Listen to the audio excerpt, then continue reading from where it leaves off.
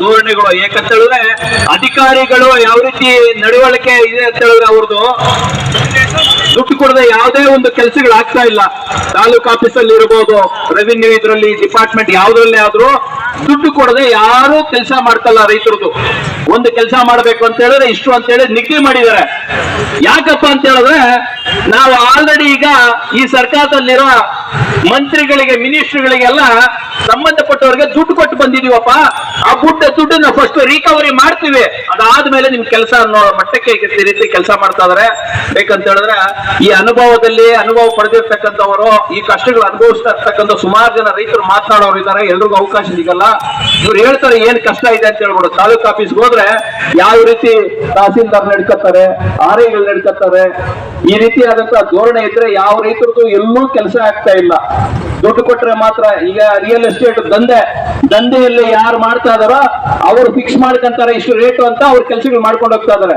ರೈತರಿಗೆ ಅವ್ರಿಗೆ ಲಂಚ ಹಾಕೊಳ್ಳಿಕ್ಕೆ ಅವ್ರ ಹತ್ರ ದುಡ್ಡಿಲ್ಲ ಅಂತ ಹೇಳಿದ್ರೆ ಅವ್ರ ಕೆಲಸ ಆಗಲ್ಲ. ಈ ರೀತಿಯಾದಂತಹ ಒಂದು ಧೋರಣೆ ಈ ಸರ್ಕಾರದಲ್ಲಿ ಇರ್ತಕ್ಕಂಥ, ಈ ಸರ್ಕಾರದ ಅಡಿಯಲ್ಲಿ ಕೆಲಸ ಮಾಡ್ತಕ್ಕಂಥ ಅಧಿಕಾರಿಗಳು ಮಾಡ್ತಾ ಇರ್ತಕ್ಕಂಥದ್ದು ಇವತ್ತಿನ ದಿವಸ ನಮ್ಮ ತಾಲೂಕಲ್ಲೇ ಕಂಡು ಬರ್ತಾ ಇದೆ. ಹಾಗಾಗಿ ಇದು ಹೆಚ್ಚಿನ ಸಮಯ ನಿಲ್ಲೋದಿಲ್ಲ. ಯಾವುದೇ ಕಾರಣಕ್ಕೂ ರೈತರು ಇದನ್ನ ಬಿಡೋದಿಲ್ಲ. ರೈತರ ಪರವಾಗಿ ಭಾರತೀಯ ಜನತಾ ಪಾರ್ಟಿಯಲ್ಲಿ ಇರ್ತಕ್ಕಂಥ ಮುಖಂಡರು, ನಾಯಕರು ಎಲ್ಲರೂ ಸಹ ಅವರ ಜೊತೆಗಿರ್ತೇವೆ. ಮುಂದಿನ ದಿನಗಳಲ್ಲಿ ಇನ್ನೂ ಈ ಹೋರಾಟವನ್ನ ಹೆಚ್ಚಿಗೆ ಮಾಡಿ ಅವರಿಗೆ ಬಿಸಿ ಮುಡ್ಸಕ್ಕಂತ ಕೆಲಸ ಮಾಡ್ತೀವಿ.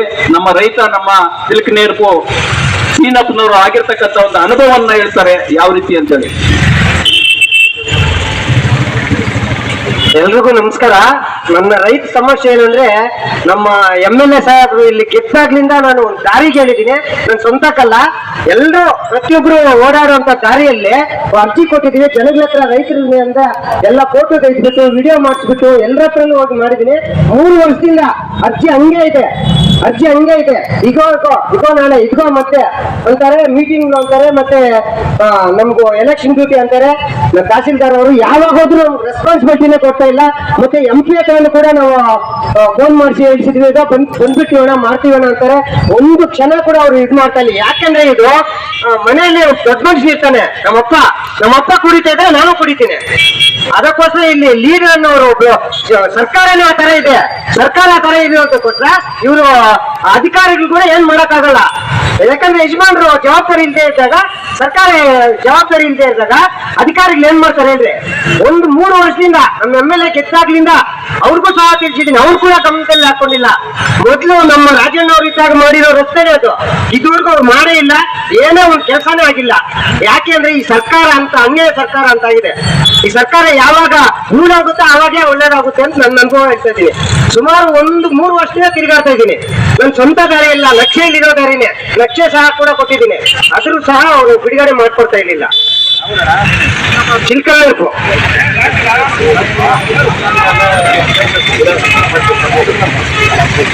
ನೀನ್ ಹೇಳಕ್ ಬಂದ್ರೆ ಒಂದು ರೀಚ್ ಐದು ಅರ್ಧ ಗಂಟೆ ಹೇಳ್ತಿ, ಬೇಗ ಮುಗಿಸ್ಬೇಕು. ಕರೆಕ್ಟ್ ಆಗಿ 4 ಹೇಳಿ, ಯಾಕಂದ್ರೆ ಸಮಸ್ಯೆಗಳು 100 ಇದೆ.